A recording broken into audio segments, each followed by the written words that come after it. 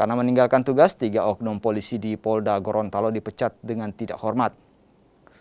Kapolda Gorontalo Irjen Ahmad Wiagus memimpin langsung upacara PTDH yang dilakukan di lapangan Polda Gorontalo.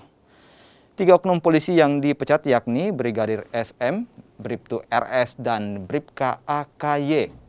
Kapolda Gorontalo mengungkapkan pemecatan dilakukan karena ketiga oknum polisi itu melakukan pelanggaran kode etik kepolisian, yakni meninggalkan tugas selama 30 hari berturut-turut tanpa izin.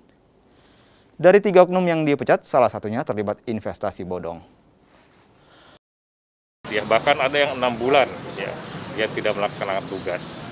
Nah, tentunya ini kan selain memberikan contoh kepada anggota yang lainnya, juga di sini ya, secara otomatis negara dirugikan karena mereka